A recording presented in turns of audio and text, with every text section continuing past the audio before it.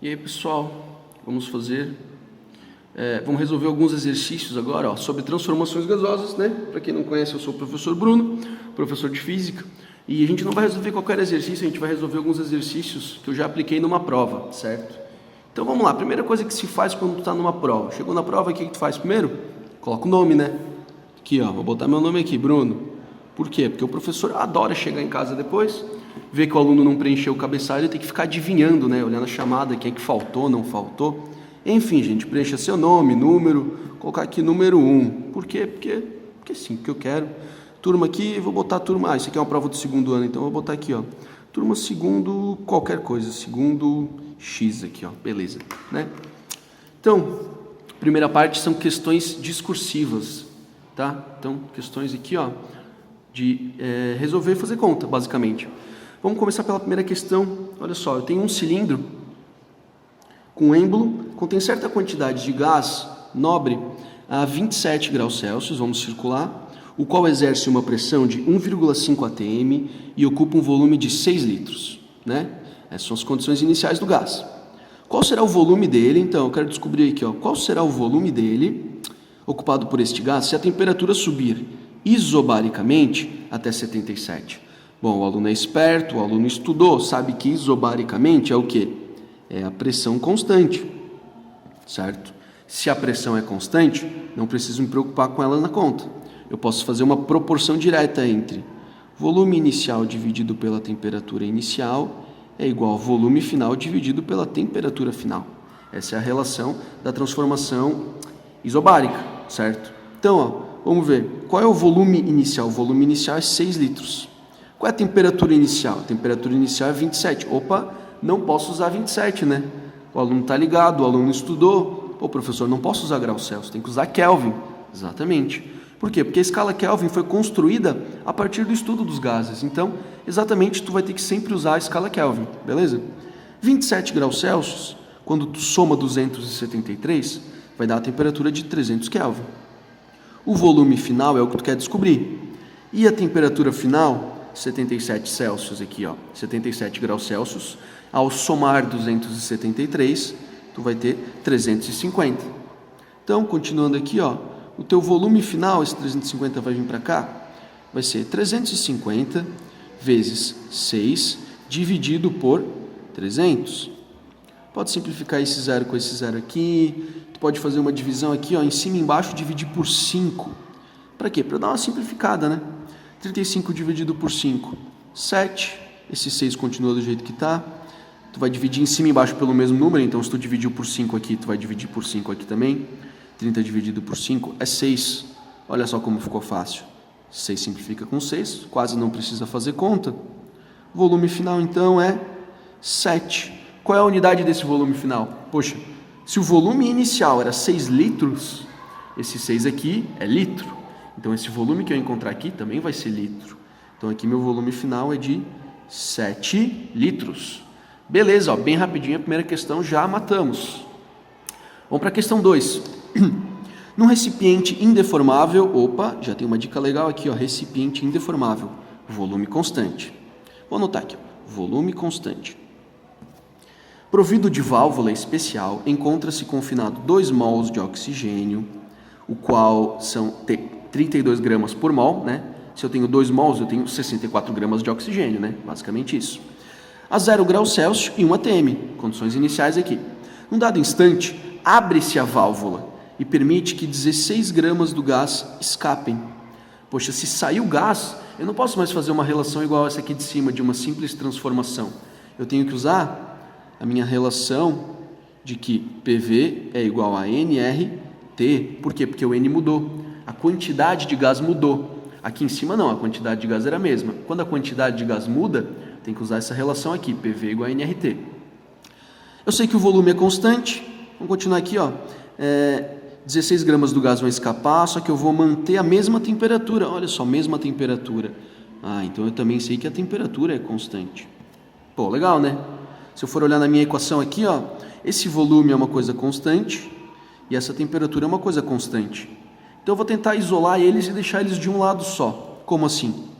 V dividido por T, né? Passei o T para cá, é igual a N R sobre P. Eu sei que volume é constante, temperatura é constante. Só que essas coisas aqui, ó, número de mols e pressão não é constante. O R é constante também, né? Poderia até ter passado ele para lá. Vamos deixar ele ali por enquanto. Vou fazer uma relação entre as condições iniciais e as condições finais. Eu sei que no começo eu tenho quantos mols? No começo eu tenho 2 mols, então N é igual a 2. A pressão no começo é quanto? A pressão no começo, vou botar NI e PI, né? A pressão no começo é de 1 atm. 1 atm. 2 mols. Final. Quantos mols eu tenho no final? Poxa, se eu tinha 2 mols de oxigênio e cada mol vale 32, bom, eu tenho 64 gramas, né? 64 gramas são 2 mols. Mas eu perdi 16 gramas. 16 gramas é quanto? Se 1 mol vale 32, pensa comigo, 16 gramas é metade de 32 gramas. Então, 16 gramas é metade de 32 gramas. Isso aqui em mol vai ser metade de 1. 1 mol aqui vai ser meio mol. Se tu já tinha 2 e perdeu meio, sobrou 1,5. Sobrou 1,5 mol. Essa é a quantidade de gás que tu tem no final. E a pressão no final é exatamente o que eu quero descobrir. Então eu posso usar essa relação aqui agora, ó, de que NI vezes R sobre PI é igual a NF vezes R sobre PF. A constante dos gases é a mesma para todo mundo aqui, ó, posso simplificar. O número de mols, continuar aqui do ladinho, o número inicial de mols era 2. A pressão inicial era 1.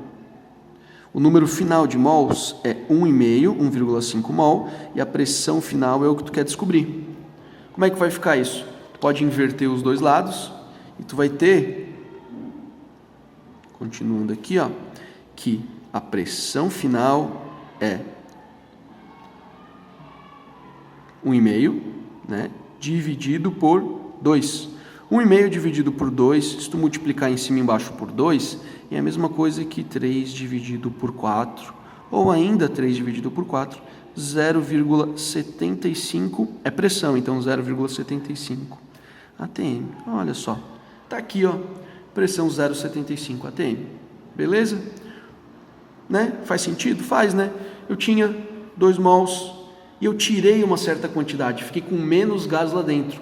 Se a temperatura é a mesma, eles estão com a mesma agitação, só que tem menos quantidade, então ali vai ter menos gás batendo nas paredes do recipiente, resultando assim em uma pressão menor. A pressão era 1 e no final é 0,75. Faz sentido. Vamos lá então para a questão 3. Questão 3 tem um gráfico. Eu sei que os alunos sempre adoram gráficos, só que não, beleza, mas não tem nada de difícil aqui, ó.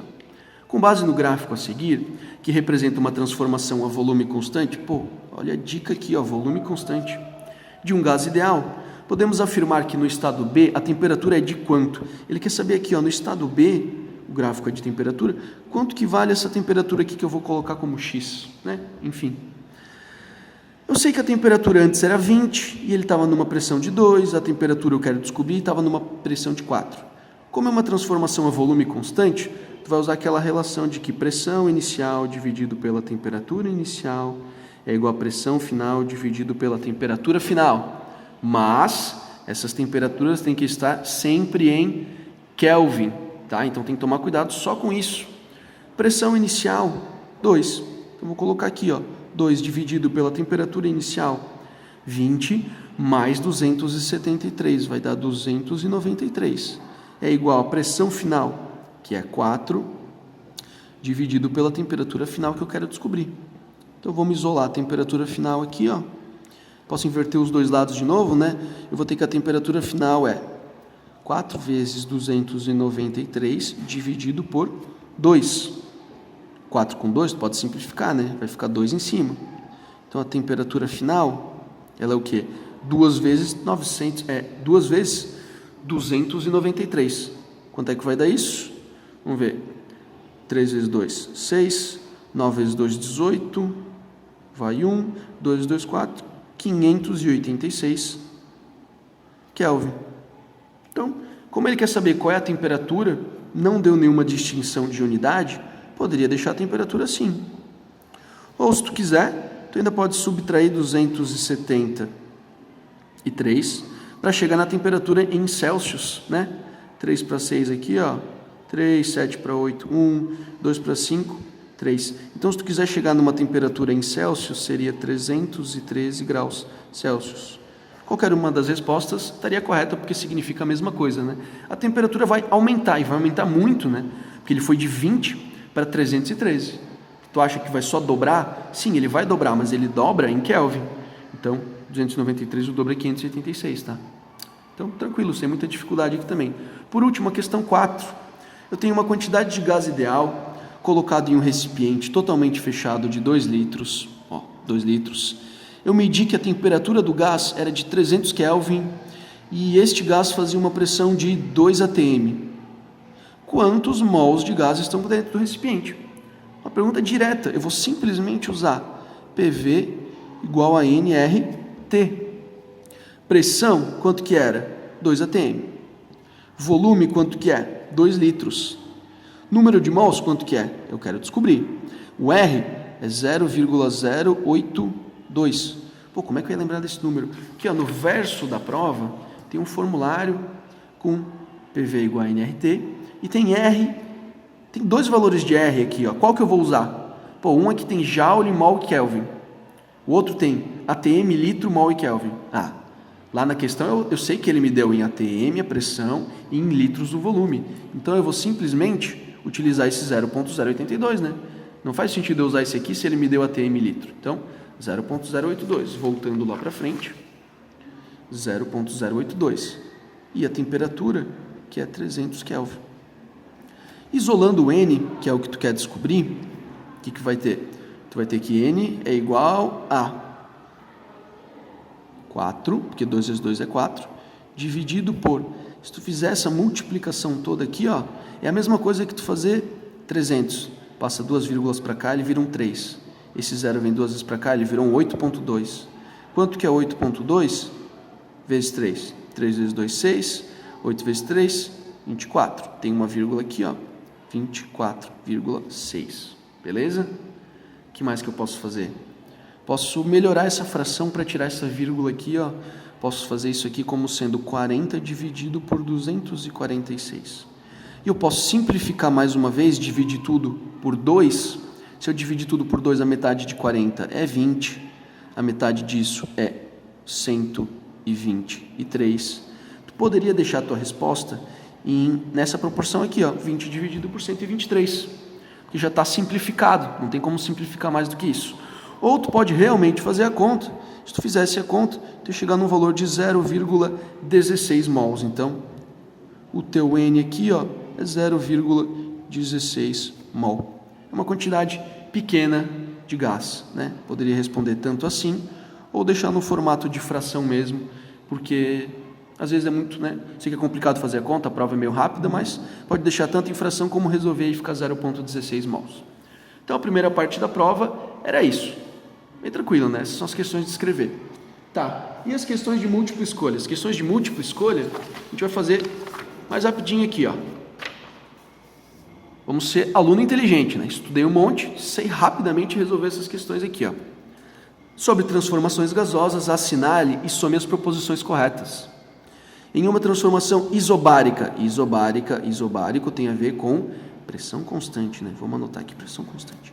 O volume do gás é mantido constante. Não, nada a ver, não é o volume, é a pressão. Deixa quieto. 2. Em uma transformação isocórica é a mesma coisa que isométrica ou isovolumétrica, né? O volume é mantido constante. Opa, certinho aqui, ó, 2 correto. 0,4. Em uma transformação isovolumétrica, isovolumétrica é igual a isocórica, né? Mesma coisa. A temperatura do gás varia. Varia, né? Porque o volume que fica constante. Então, a temperatura e a pressão mudam. Beleza, a questão 4 está certa também. 0,8. Em uma transformação isotérmica, o nome já diz aqui, ó, térmico de temperatura, a pressão do gás é constante. Não, é a temperatura que é constante. Pula essa. 16. Em uma transformação isobárica, a pressão do gás é mantida constante. Isobárica, já tinha notado que isobárica tem a ver com pressão. Pressão é constante. Correto, excelente. E por último, 32, numa transformação isométrica, isométrica é igual a isovolumétrica ou isocórica. O volume varia. Não, o volume fica constante. Então, não deu. 16 com 4 e 8 vai dar 22. Então, resposta aqui, 22. Rapidíssimo. Pronto, aqui, ó, 2. O comportamento de um gás real aproxima-se do gás ideal quando? Poxa, o gás ideal é aquele perfeito, né? O gás ideal é partículas que não interagem entre si, só ocorrem colisões perfeitamente elásticas, né? Vamos ver o que faz sentido aqui, ó. O gás é constituído por moléculas monoatômicas.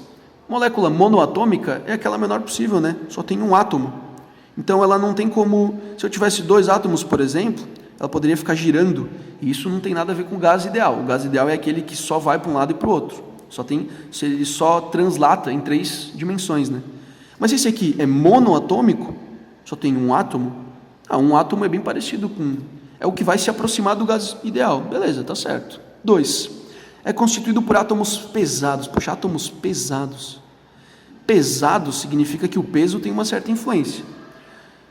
Mas o gás ideal ele não tem influência da gravidade. Ele ocupa todo o volume de onde ele está, justamente porque ele não tem peso. Então isso aqui está errado. 0,4.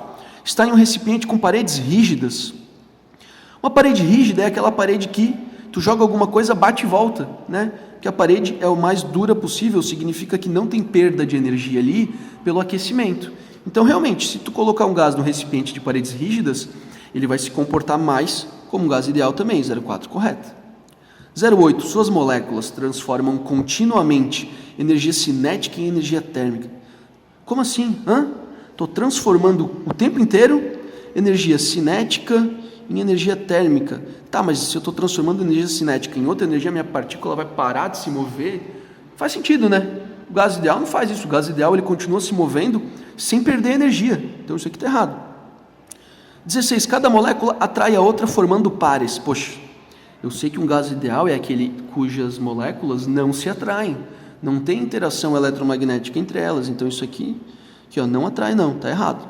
Por último, suas moléculas são pouco influenciadas pela força gravitacional. Se eu tiver um gás que é pouco influenciado pela gravidade, aí é porque ele vai se aproximar do ideal. Beleza, correto também.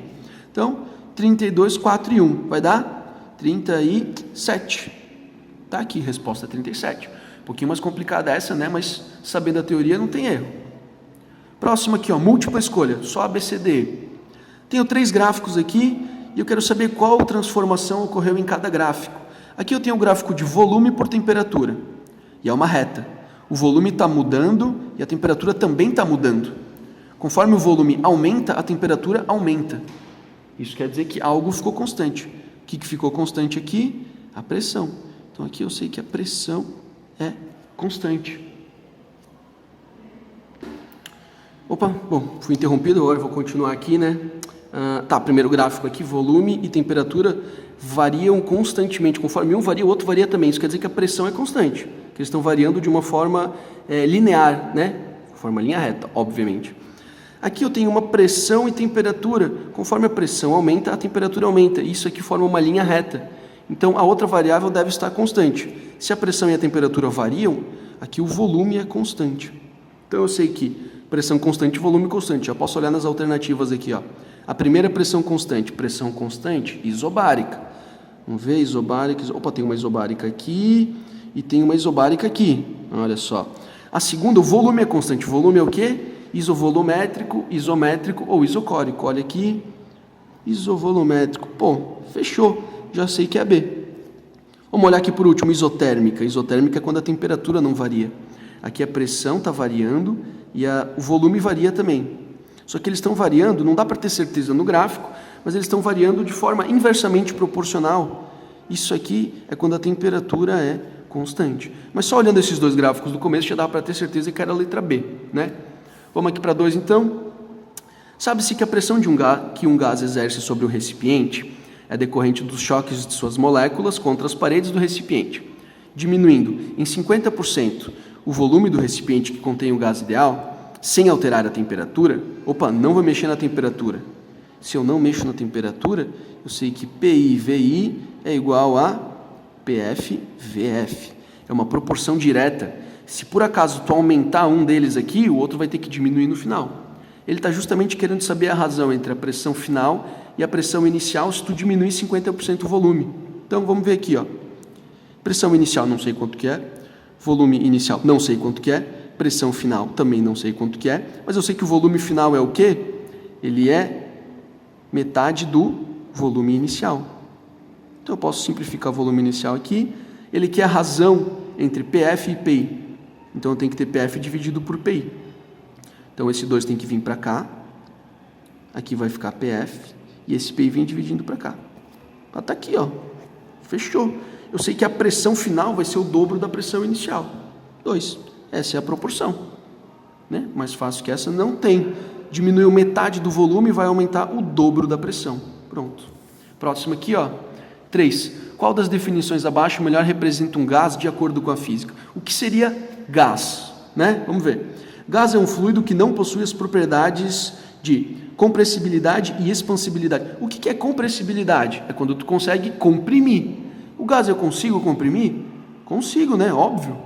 Então, gás é um fluido que não possui. Tá errado. Já era A. Gás é um líquido cujas... líquido não, gás não é líquido, já pula essa. C. Gás é um fluido... beleza. Gás é um fluido que apresenta somente a propriedade da expansibilidade. Ele consegue se expandir, mas ele também consegue comprimir, né? Então, não é somente isso. Tá errado. D. Gás é um fluido que sofre a ação da gravidade e não possui propriedades de compressibilidade. Nada a ver, porque eu consigo comprimir. E vamos para a última aqui. Gás é um fluido que possui as propriedades de compressibilidade e expansibilidade. Eu consigo comprimir o gás? Consigo. Consigo expandir o gás? Consigo. E tende a ocupar todo o espaço onde está contido. Excelente. Essa é a definição do gás aqui, ó. Legal. E por último, questãozinha do Enem, ó. Ao nível do mar, a água entra em ebulição a temperatura de 100 graus Celsius. Tendo por base essa informação, um garoto que reside no litoral fez a seguinte experiência. Colocou uma caneca metálica no fogo da sua casa, né? Aqueceu um pouco de água. Quando a água começou a ferver, ele encostou cuidadosamente uma seringa e, erguendo o êmbolo, aspirou uma quantidade de água para o interior e tampou a seringa. Ou seja, ele pegou aqui, ó, uma água que estava quase fervendo, pegou um pouco de água e botou na seringa. Beleza. Verificando após alguns instantes que a água na seringa havia parado de ferver, ele ergueu o êmbolo, constatando intrigado que a água voltou a ferver após um pequeno deslocamento. Como assim? Ele estava fechado aqui, ó, ele fechou com o dedo. Quando ele puxou para trás, a água começou a ferver. Ué, por que a água começou a ferver se tu não aqueceu mais ela? Vamos ver. A água volta a ferver porque nesse deslocamento permite a entrada de calor. Não, né? Eu não permiti nada. Simplesmente puxando o êmbolo, eu não dei calor para ele, eu não coloquei ele no fogo. Então não, tá errado.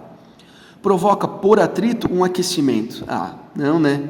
O atrito do êmbolo é sempre muito pequeno, por isso que a gente consegue deslocar ele.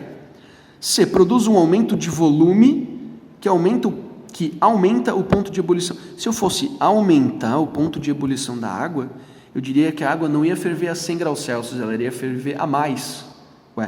Mas se ela ferveu a menos, isso aqui está errado, né? Eu não vou aumentar o ponto de fusão, o ponto de ebulição. D. Proporciona uma queda da pressão no interior da seringa que diminui o ponto de ebulição da água. Poxa, eu diminuí a pressão lá dentro. Se eu diminuir a pressão dentro da seringa, foi mais fácil a água ebulir. Eu diminui o ponto de ebulição. É isso aí. Tu realmente diminui o ponto de ebulição. E daí ela ferve com uma temperatura abaixo. Por isso que ela ferveu. A última aqui estaria errado, porque diminui a densidade da água, facilita a evolução. Não está muito relacionado com isso, não. A melhor alternativa seria a D, de que diminuindo a pressão, tu diminui também o ponto de ebulição da água, certo? Então é isso aí, ó. Aqui a gente tem a nossa provinha totalmente resolvida, né? Sem muita dificuldade. Qualquer dúvida, mandem e-mail para mim, aqui, ó, no nosso... Vou anotar aqui, ó. Mandem e-mail para brunozisk@gmail.com. Dúvidas, comentários, qualquer outra coisa, né? E, bom, se inscrevam aí no canal se vocês quiserem receber mais alguma dica de prova, experimentos ou qualquer outra coisa sobre física. Beleza? Valeu aqui então. Meu Deus, que mão grande. Deixa eu afastar aqui, ó. Opa, olha só. Joia aqui, né? Joia, joia. Massa aí, ó. Até o próximo vídeo. Valeu!